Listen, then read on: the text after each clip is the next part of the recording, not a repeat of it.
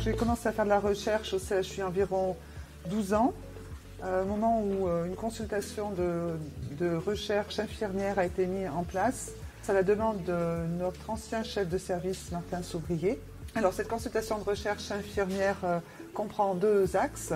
La participation de l'infirmière à des protocoles de recherche clinique et aussi la mise en place de projets de recherche paramédicale. Au niveau de la recherche clinique, il y a 12 ans de ça, on a commencé à travailler, à collaborer à des protocoles de recherche clinique nationaux et internationaux qui ont permis de mettre en avant le rôle de l'infirmière dans le suivi des patients, le suivi des comorbidités chez des patients qui ont des rhumatismes inflammatoires chroniques, surtout en termes de dépistage des comorbidités, prévention et d'éducation.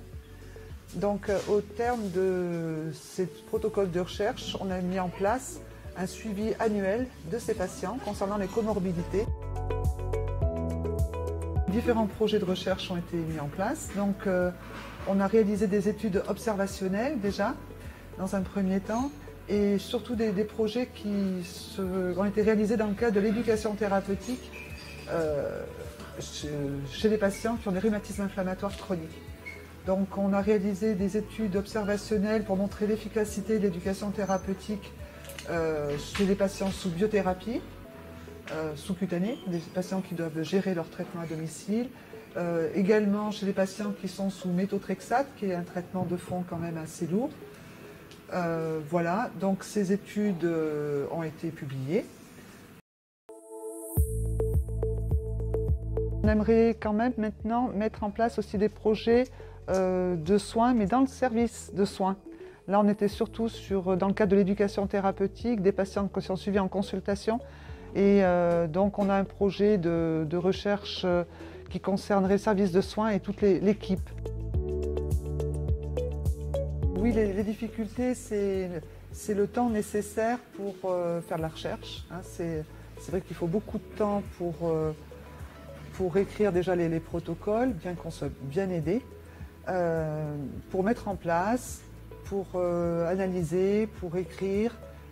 Voilà, donc c'est sûr que ça demande beaucoup de temps. Après, au départ, ce qui était un peu compliqué, c'était de lire les articles en anglais. Puis en fin de compte, bon, c'est un langage technique, donc on s'y habitue assez rapidement.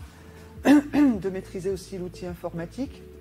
Là aussi, on s'habitue quand même. Par contre, ce qui permet de dépasser ces difficultés, c'est le travail en collaboration, donc le travail d'équipe, hein, comme dans un service de soins. On a besoin des autres hein, pour faire de la recherche. Alors, ce qui me motive à faire de la recherche en rhumatologie, c'est que j'ai travaillé en service de soins, en hôpital de jour pendant plus de 20 ans, et d'être passé sur cette consultation de recherche, ça permet quand même de se remettre en question, d'acquérir de nouvelles connaissances, de passer de la pratique à la théorie, puis de nouveau à la pratique.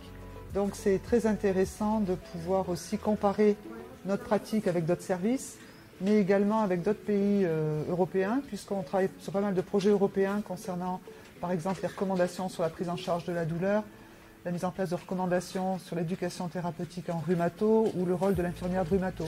Donc on a pu participer à des comités scientifiques, puis essayer de réfléchir à une meilleure façon de travailler et de prendre en charge les patients d'une façon globale.